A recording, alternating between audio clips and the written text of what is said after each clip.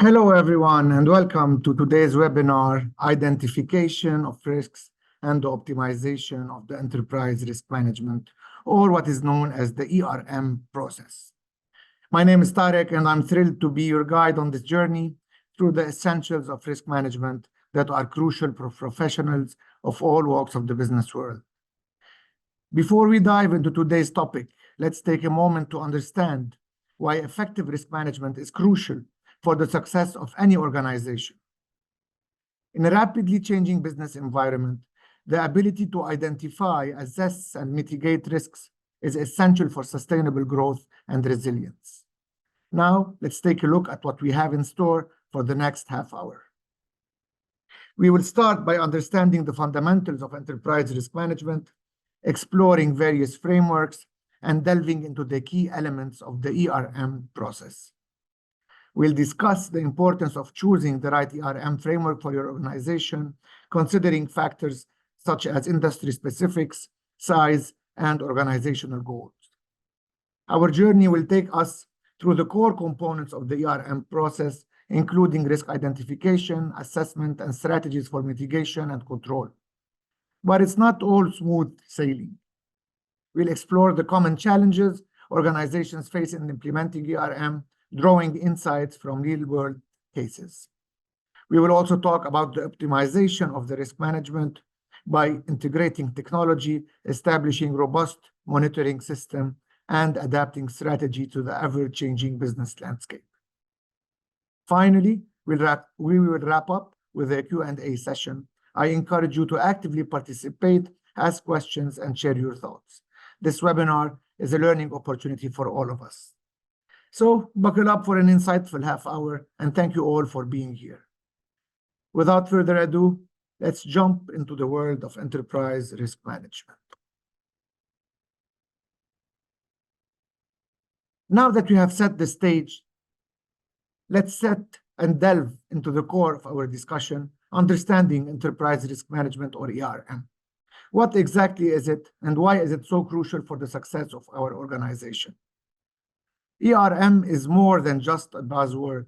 It's a strategic approach to identifying, assessing, and managing risks that could interfere with an organization's objectives. In simpler terms, it's about safeguarding your organization's future. But before we go even deeper, let us talk about the governance, risk, and compliance framework that is also known as GRC, to see how all of it fits together. Governance establishes the structure for decision-making, risk management identifies and addresses uncertainties, and compliance ensures adherence to laws and regulations. GRC provides a unified approach to these critical aspects, promoting a culture of transparency, accountability, and ethical conduct. One of the main tenets of GRC is the 3 lines of defense model. The first line of defense involves the operational management directly responsible for the day-to-day activities. This includes business units, process owners, and frontline staff. In the context of ERM, the first line is tasked with identifying, assessing, and managing risks inherent in their daily operation. This is the front line actively engaged in risk-taking and risk management. The second line of defense is the risk oversight and compliance. The second line, it provides support to the first line. This includes direct risk management functions, compliance teams, and other control functions. In ERM, the second line plays a crucial role in establishing and maintaining the risk management framework. This involves developing policies, monitoring risk exposures, and ensuring compliance with internal and external standards. The third line of defense, obviously, is the internal audit. It provides independent assurance and evaluates the effectiveness of risk management and internal control. GRC, the 3 lines of defense, and ERM operate with complete synergy. GRC provides a strategic framework, while the 3 lines of defense outline the responsibilities of different functions within the organization.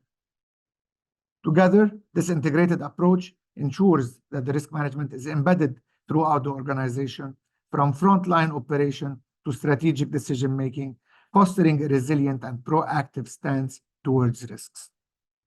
In summary, GRC, the three lines of defense, and ERM collectively create a robust framework that not only manages risks effectively, but also aligns organizational objectives with ethical practices and regulatory requirements. Why does ERM matter? Picture this. A well-executed ERM strategy can help organizations navigate uncertainties, make informed decisions, and seize opportunities that arise, ultimately contributing to long-term success. So how do we go about implementing ERM? Various frameworks guide us in this journey. Some of the most recognized ones are the COSO, Committee of Sponsoring Organization, and ISO 31000. Let's explore these frameworks to understand how they provide a structured approach to risk management.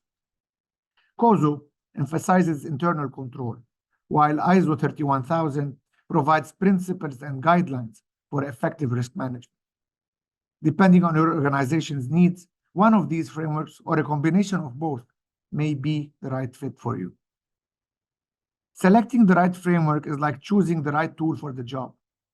It depends on various factors, such as the industry you operate in, your organizational size, and your specific objectives. It's not a one-size-fits-all scenario.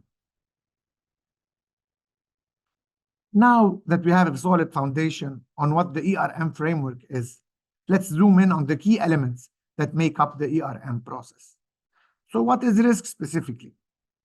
In the context of business, a risk is an uncertain event or condition that, if it occurs, can have a negative effect on the achievement of an institution's objectives. Risks are events or situations that may or may not happen, but have the potential to impact the success, schedule, cost, quality, or survivability of a business initiative. The journey into ERM begins with identifying the risks that could impact your organization. This is a crucial step because you can't manage what you don't know that exists. Risk identification involves systemically recognizing potential events and situations that could affect the achievement of your objectives, both positively and negatively. It's about being proactive rather than being reactive. There are various techniques to identify risks, ranging from traditional methods like brainstorming and SWOT analysis to more structured approaches like using risk registers and historical data. The key is to find a method that aligns with your organizational culture and objectives. Let us start with the risk identification methodologies through interviews. How does this work? It works by conducting interviews that involves direct communication with relevant stakeholders, project team members, subject matter experts, SMEs, and other individuals who have insights into the project or business initiative. The objective is to gather information, perspective, and experiences to identify potential risks. The interviewees are asked open-ended questions about their areas of expertise, potential challenges, and the uncertainties that they foresee. Then the interviewer seeks to uncover risks that might not be apparent through other methods. There are many advantages for such a strategy, the first of which is the richness of information. Interviews provide an opportunity to gather in-depth and qualitative information. In addition to that, it helps establish personal insights based on direct interactions and the exploration of individual perspectives and experiences. It is also customizable. Interviews can be tailored to specific roles of departments, ensuring a focused risk identification process. Definitely, there are some challenges in that process as well, starting by subjectivity, because the information obtained can be subjective and may vary based on which individual you ask and on individual perceptions. It is definitely also resource intensive because conducting interviews for large group of people or diverse teams can be definitely time consuming. Similarly, but a little bit different as well, is the risk identification through meetings. The process involves bringing together relevant stakeholders, project team members, and experts to discuss and brainstorm on potential risks. The aim is to leverage collective knowledge and experience to identify risks that might not be apparent to individuals working in isolation. The direct approach is facilitated discussion, brainstorming sessions, and structured sessions in order to encourage participants to share their insights and raise potential risks. The advantages of such a strategy includes collaboration because it encourages the sharing of diverse perspectives. It also helps with real-time interaction because everybody can question and explore each other's idea with regards to their identified respective risks. It also definitely helps in team building because involving team members together in one team fosters a sense of ownership and shared responsibility. However, this approach is not without challenges. Meetings can be dominated by a few individuals that are considered with dominant voices, potentially hindering output from quieter team members.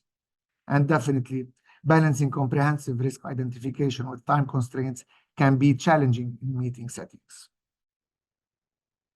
In order to solve the problems faced by the methodology 1 and methodology 2, a strategy or an approach called the Delphi technique has been established.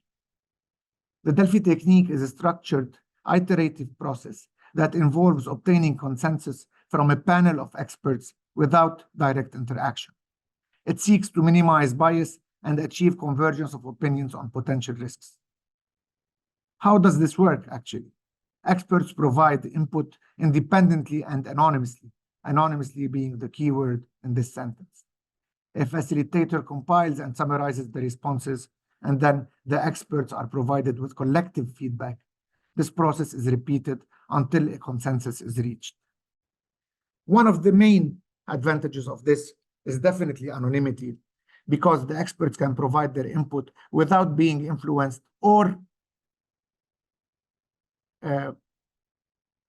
reduced by others, which will help mitigate the risk of group thinking. It is also an iterative process in the sense that it allows for refining opinions and achieving convergence over multiple rounds. And it is suitable for engaging experts who are geographically dispersed. The challenges for this is definitely that it is time-consuming. The iterative nature of the Delphi technique can be highly resource-intensive and definitely could lead to some time consumption. And the lack of interaction may lead to the loss of richness of discussion compared to the face-to-face methodology. Through brainstorming, which is the fourth risk identification technique, we can manage to establish a creative and collaborative process where a group of individuals comes together to generate a large number of ideas or potential risks in a short period. The aim is to tap into the collective knowledge and creativity of the team to identify a wide range of risks. Participants freely share their ideas without immediate evaluation of criticism, and the focus is on quantity rather than quality during the initial phase. The advantages of this are the presence of diverse perspectives, which encourages the contribution of ideas from different team members with different ideas and different backgrounds. It also helps and fosters creativity and creative thinking, allowing for the identification of risks that may not be apparent through more structured methodologies. And it definitely increases engagement in the sense that it involves team members actively in the risk identification process, promoting engagement and ownership.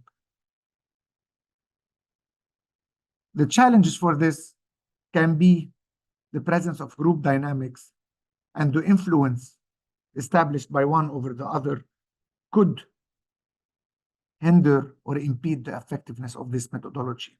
And without proper facilitation, there might be challenges in sorting and evaluating the generated idea. A very famous and popular methodology is what is called the root cause analysis, or the Ishikawa fishbone diagram. It involves identifying the underlying causes of issues or problems that may lead to risks. The goal is to understand the fundamental reason or reasons behind potential risks and address them at their source. By analyzing past events, near misses, or potential issues, we need to identify the root causes and consequently the associated risks. The advantages of this is a preventive focus because by identifying and addressing the fundamental causes, we help prevent the recurrence of similar risks. It definitely also provides a deep understanding of the factors contributing to risks, enabling more targeted risk management strategies. It is also deeply and highly data-driven because root cause analysis is often based on factual information and data. And as most of the previous risk identification strategies, it may also be time-consuming because for complex issues, and the more complex a risk is, the more time-consuming it may be. Additionally, the interpretation of root causes may vary, and the analysis may be influenced by subjective judgments. Another risk identification methodology is the work breakout structure. It is mostly used in project management and in manufacturing, in the sense that it's a hierarchical decomposition of a project or a process into phases, deliverables, and work packages. The goal is to break down the project into manageable components, making it easier to identify potential risks associated with each component. Analyzing each level of the work breakdown structure can identify potential risks and their interdependencies. The advantages of such a product is the systematic approach it provides, ensuring that all components are considered. It also helps visualize the project structure, making it easier to identify potential risks associated with specific tasks or deliverables. It also facilitates the integration of risk management into the project planning process. The challenges of this are limited to project scope and the static nature, because if the project changes or the scope changes, the factors may not be immediately reflected in the work breakdown structure. Our last identification methodology of the day is what we call SWIFT, or structured what-if analysis. Structured what-if analysis involves a structured and systematic approach of hypothetical scenarios to identify potential risks. It is a form of brainstorming that guides participants through a series of what-if questions. The process is typically facilitated by a risk management expert who poses questions to participants, encouraging them to consider different scenarios.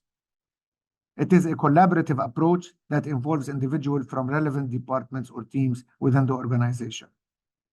We start by identifying key scenarios related to every project or process or situation under consideration, and then we start posing what-if questions to the team, encouraging them to explore potential events, challenges, and circumstances. After that, we evaluate the responses to each what-if question to determine the potential risks associated with each scenario. And then we document the identified risks, including their potential impact and likelihood for further analysis and consideration.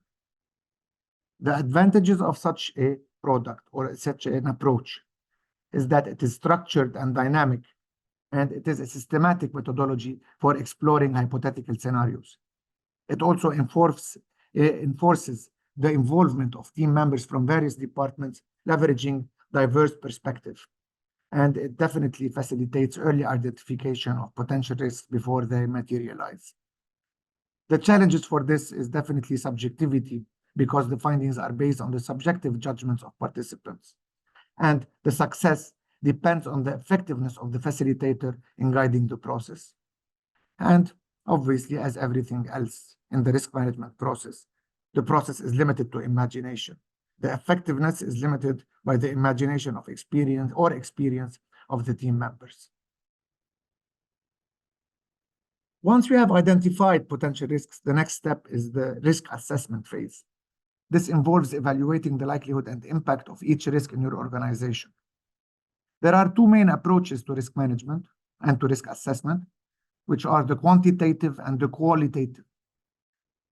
The quantitative assessment involves assigning numerical values to risks, while qualitative assessment uses descriptive terms. The choice between them depends on the nature of your organization and of the data available. The qualitative risk assessment is a method used to evaluate and prioritize risks based on subjective judgment rather than a precise numerical analysis. What are the steps then in the qualitative risk assessment? First, we identify and document potential risks to the company or organization, and then we assess each risk qualitatively by determining its potential impact and likelihood. Then we prioritize the risks based on the combined impact and likelihood assessments, or what we call the risk score, and then we communicate the results to relevant stakeholders. The advantages are the quick identification, because we can quickly identify and rapidly the high priority risks, and it definitely helps in the early intervention and management of said risks. It is simple, it is cost effective, and it is quick compared to the quantitative methodologies. The challenges is definitely subjectivity, in the sense that the assessments can vary among different individuals.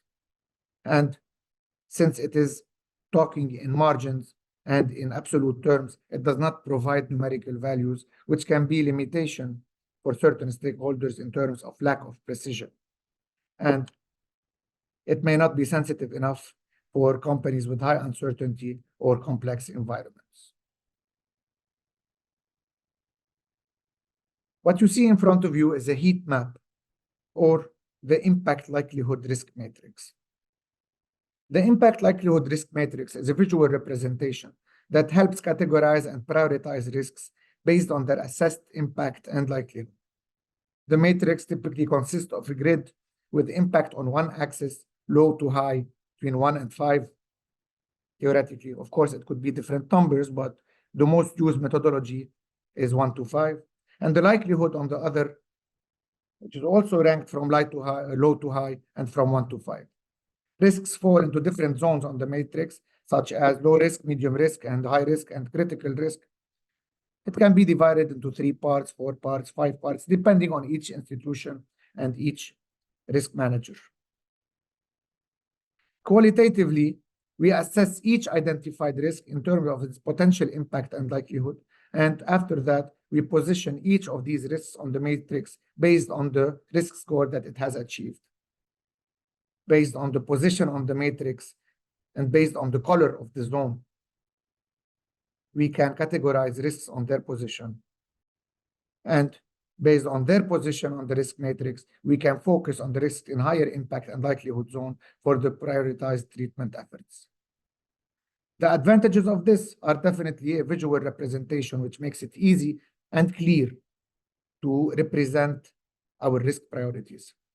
It is also a facilitative communication tool with stakeholders. It conveys the risk information in a straightforward and understandable and easy manner.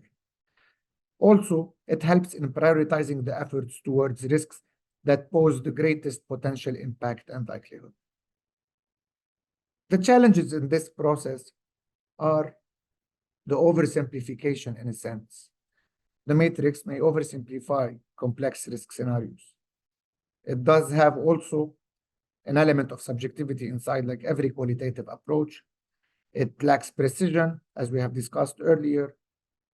However, it is very important in many aspects of the business, especially the ones that have no quantitative basis for calculation. We need to align the qualitative assessment and matrix with the organization's risk appetite and tolerance level, and periodically review and update the assessment as the business environment evolves. We can consider combining qualitative assessment with quantitative methodologies for a more comprehensive risk analysis. After assessing risks, it's essential to prioritize them. This helps focus resources on the most critical areas and ensures that the risk management efforts are effective. The methods for the risk prioritization range from risk matrices to risk scoring models to risk appetite and tolerance frameworks. And each of those has its pros and cons and its sets of benefits and challenges. The best practices for risk prioritization is the active engagement of stakeholders and the collaboration. By involving relevant stakeholders and subject matter experts and senior management, we can increase and improve our efficiency into categorizing the risks into their correct brackets. It helps also foster diverse perspective and to gathering insight from individuals with different backgrounds and ensuring a comprehensive review all in all. And it also helps with the adaptability of a company by periodically assessing and updating the risk prioritization of a project or organizational context. The continuous communication is essential in every risk management effort in order for us to handle the process in the best proactive and efficient manner possible. Now let us talk about risk treatment and control. Once we have identified and assessed the risks, the goal is to develop strategies to treat them. This could involve implementing controls, developing contingency plans, or even transferring the risk. There is no one-size-fits-all strategy for risk treatment. It depends on the nature of the risk, the organization's risk tolerance, and the ability to establish such treatment methodologies. Risk treatment involves selecting and implementing strategies to address identified risks in order to manage or mitigate their impact. There are 4 main treatment options, each serving a specific purpose in the risk management process. Let's explore each of those into more detail.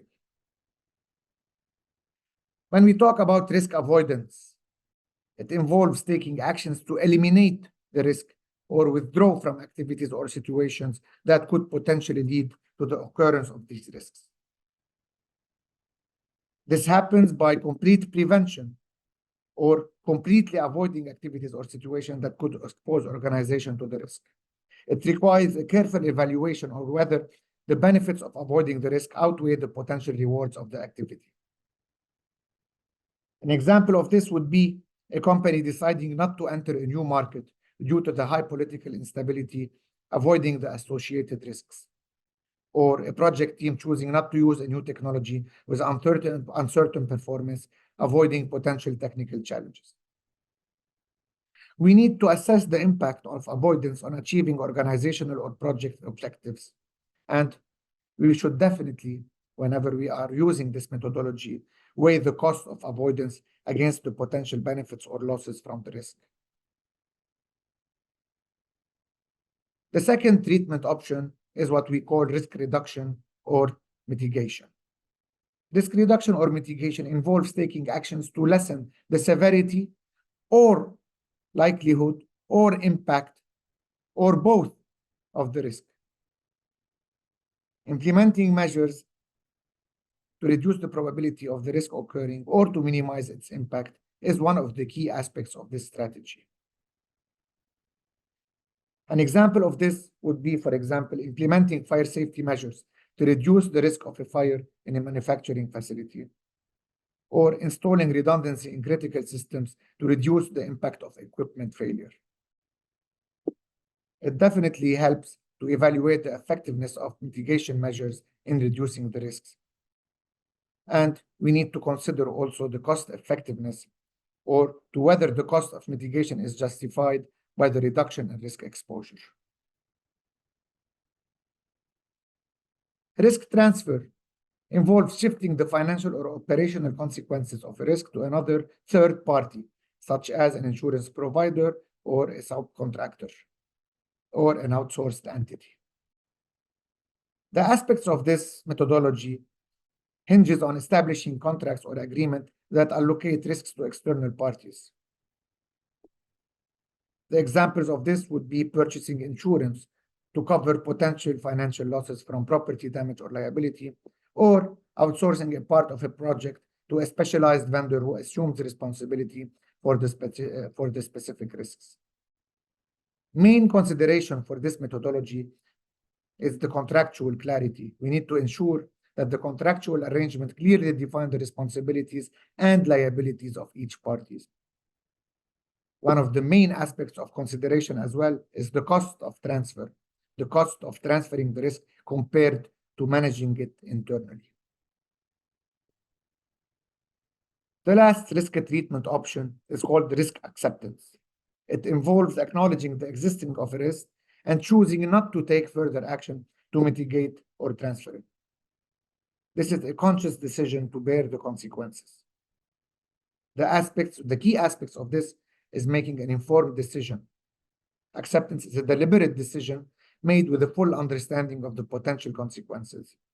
And the organization should be willing to accept the residual risk or the risks that remains after other treatments.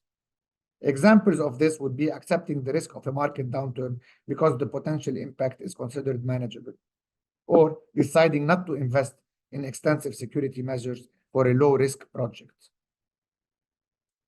The key considerations for this methodology should be alignment with the risk appetite. We should also regularly monitor the accepted risk to detect any changes to their impact and likelihood, because a change would maybe lead to a reconsideration of the treatment option into something more robust. In practice, organizations often employ an integrated approach, combining multiple risk treatment options for a comprehensive risk management strategy. The selection of treatment options should align with the organization's risk appetite, objectives, and overall risk management strategy. Regular monitoring and reassessment ensure that the chosen treatments remain effective and relevant as the business environment evolves. Now that we've explored the key elements in the ERM process, let's think about the inevitable part of the journey, or the challenges. Implementing effective risk management isn't always a walk in the park, and understanding these challenges is crucial for overcoming them. The most common challenges faced during ERM implementation are the cultural resistance from top management, the lack of leadership support, the absence of adequate resources to implement these treatment options, the lack of integrated technology, the complexity and overwhelming nature with organizations that have diverse operations and diverse geographical location and diverse risk frameworks, the difficulty in quantifying some of the risks, the ineffective communication between different stakeholders, the insufficient training and awareness of the different stakeholders, the overemphasis on compliance rather than integrating risk management into strategic decision-making, and the constantly evolving risk landscape. In order for us to overcome the challenges, we need to establish a cultural change in leadership, help optimize the resource allocation, and invest in technology that supports comprehensive risk data analysis and reporting. Training and awareness of several stakeholders is definitely an added value, and improving the communication strategy definitely helps as well. We need to make sure to develop a flexible and adaptive risk management framework that can evolve with the changing risk landscape. And we need to encourage collaboration between risk management, compliance, and other business functions. How can we make the ERM process more effective, adaptive, and aligned with the ever-changing dynamics? Integration with technology, continuous monitoring and reporting, establishing a robust monitoring system, effective communication of risk information, and the embracement of flexibility and risk management are all key factors into making this exercise a successful one.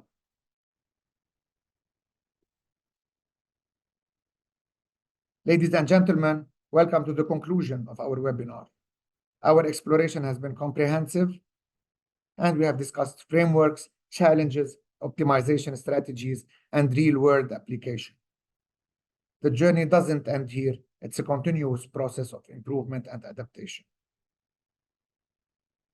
Before I wrap up, I would like to say that enterprise risk management is not a one-time project. It is an ongoing commitment to identify, assess, treat, and review the risks continuously. Continuous improvement is the key to staying resilient in the face of an ever-changing business landscape. I would like to express my gratitude for your presence today. Thank you for being part of this exploration. Your curiosity and dedication to understanding and improving risk management landscape is definitely something to commend. After the webinar, as a token of appreciation, we will be providing this presentation for your review. If possible, can you please share your emails in the chat? And if you have any questions or need additional clarification, please feel free to reach out to me. My coordinates are in the first part of the presentation that I will be sending by email.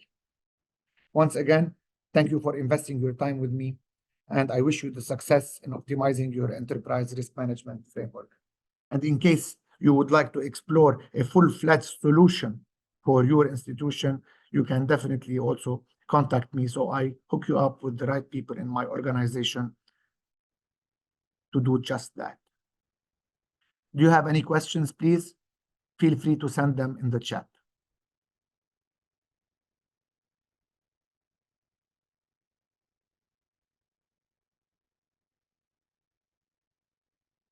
Okay, dears, please do send your email in the chat so that I can forward the presentation to you. Thank you very much again, and I hope to see you soon.